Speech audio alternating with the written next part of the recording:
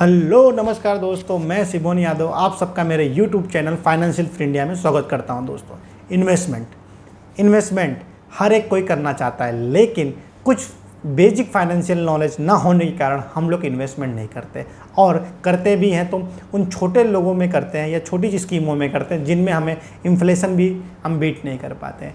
मैं आज की आपकी इस वीडियो में बताऊंगा कि इन्वेस्टमेंट करने से पहले भी कुछ बातें हैं जो आपको ज़रूरी है याद रखना। कौन से फंड है जो पहले से भी हमें रखने पड़ेंगे, लेकिन उससे पहले मैं रिक्वेस्ट करता हूं कि आप मेरे इस यूट्यूब चैनल को सब्सक्राइब कर दीजिए, जिससे कि मेरी नई नई वीडियो आप लोगों तक मिलती रहे। इस चैनल का उद्देश्य एक ही है दोस्तों, आप लोग को फाइनेंशियल अवेयरनेस के बारे में बताना, और मेरा लक्ष्य है कि 1 करोड़ लोगों को 2035 तक फाइनेंशियल अवेयरनेस बताना है। दोस्तों, सबसे पहले इन्वेस्टमेंट करने से पहले भी हमें क्या करना है, हमें इमरजेंसी फ़ंड क्रिएट करना है। इमरजेंसी फ़ंड मीन्स आपका वो फंड कि अगर आप काम नहीं भी करते हैं तो भी 6 से 8 महीने तक आपके पास पैसे हों। मीन्स आपको 6 से 8 महीने का एक्सपेंस कवर कर सके, इतना पैसा आपके बैंक अकाउंट में हमेशा पड़ा होना चाहिए, वो भी लिक्विड फॉर्म में। मैं कोई इन्वेस्टमेंट की बात नहीं कर रहा हूँ। Liquid form means easy to use, मतलब जब भी हमें ज़रूरत पड़े हम पैसे ले सकें। और इमरजेंसी फ़ंड होने के बाद हमें सेकंड स्टेप आता है इंश्योरेंस। दोस्तों जी हाँ, इंश्योरेंस इन्वेस्टमेंट के लिए नहीं। बहुत लोग को लगता होगा कि मैं अगर इंश्योरेंस में कर रहा हूँ तो मुझे इन्वेस्टमेंट है वो नहीं। दोस्तों, इंश्योरेंस आपकी फैमिली प्रोटेक्शन के लिए है। जो आप एनुअल इनकम कमा रहे हैं उसका कम से कम 10 गुना आपके पास इंश्योरेंस होना चाहिए। मीन्स अगर कोई इंसान 1 लाख मंथली कमा रहा है, मल्टीप्लाई बाय 12 यानी 12 लाख साल का हुआ, तो उसका 10 गुना यानी 1 करोड़ 20 लाख, इतना इनकम आपके इंश्योरेंस कवर से कवर होना ही चाहिए। और इसके लिए सबसे बेस्ट है टर्म प्लान दोस्तों, क्योंकि टर्म प्लान में प्रीमियम अमाउंट कम होती है और अमाउंट झेलने की ज़्यादा रहती है। बाकी सब इंश्योरेंस में होता है 2 से 3% हमें मिलता है, सिर्फ उसका बोनस या कुछ भी कह लो। इसके लिए सबसे ज़रूरी है आपके पास इंश्योरेंस, वो भी 10 गुना आपके यहाँ। एक साइड आपका इमरजेंसी फ़ंड हो गया, इंश्योरेंस हो गया प्रॉपर। उसके बाद आता है मेडिकल कवर। दोस्तों जी हाँ, कोरोना के बाद मेडिकल एक्सपेंडिचर में बहुत बढ़ावा हुआ आप लोगों ने देखा होगा। इसके लिए हमारे पास एक पूरी फैमिली का एक मेडिकल इंश्योरेंस होना ही चाहिए आज के समय में, क्योंकि अगर मेडिकल एक्सपेंडिचर नहीं है हमारे पास तो एक्सपेंडिचर का लाखों में पहुंच जाता है, और हमारे पास इतने पैसे ना होने के कारण हम लोग सही से उसका ट्रीटमेंट नहीं करा पाते।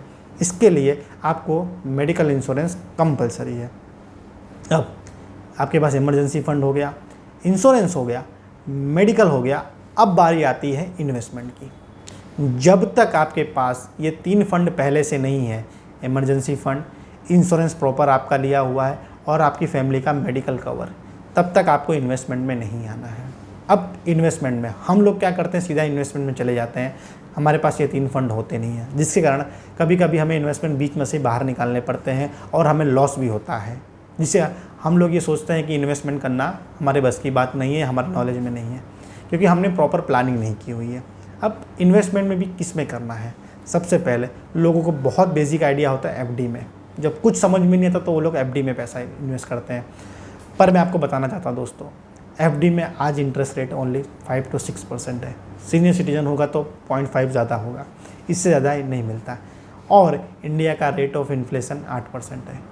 मीन्स अगर 1 लाख रुपए जो आज आपकी कीमत है, जो वस्तु आज आप 1 लाख में ख़रीद रहे हो, वो वस्तु को आप ख़रीदने के लिए आने वाले अगले साल में 1,08,000 देने पड़ेंगे, यानी आपके पैसे की वैल्यू घट जाती है।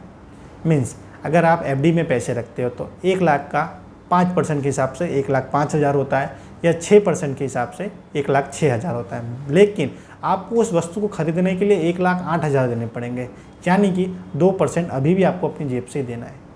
इसके लिए मैं प्रीफर नहीं करता एफडी को उतना, मैं प्रीफर करता हूँ म्यूचुअल फ़ंड को। क्यों?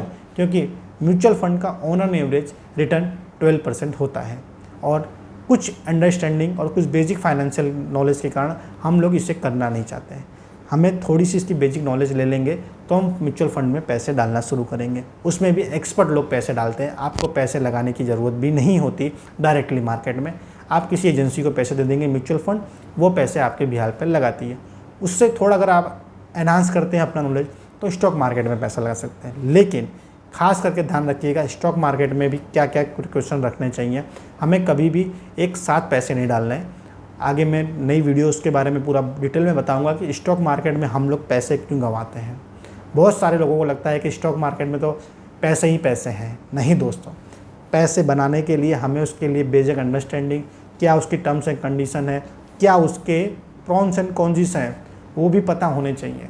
तब तक आपको पूरी फाइनेंशियल नॉलेज नहीं हो, कभी भी आप स्टॉक मार्केट में पैसे मत लगाइएगा, क्योंकि मोर देन 80 to 90% हमेशा स्टॉक मार्केट में पैसे कमाते हैं। ओनली 10% या 5% ही लोग पैसे कमाते हैं।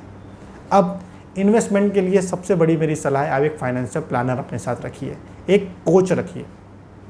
कहते हैं अगर गलियों में आपको दौड़ना है तो कोच की ज़रूरत नहीं है, लेकिन अगर आपको ओलंपिक में दौड़ना है तो कोच ज़रूर चाहिए।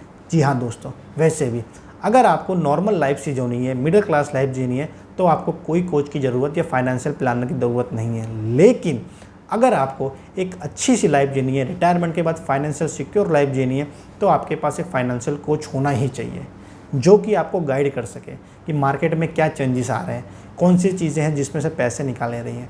क्योंकि एक समय के बाद आपको पैसे को कीप रोटेटिंग करना पड़ेगा। एक ही जगह आप नहीं रह सकते उस पैसे को। अगर एक ही जगह पैसा रहता है तो उसका डिवैल्यूएशन चालू हो जाता है।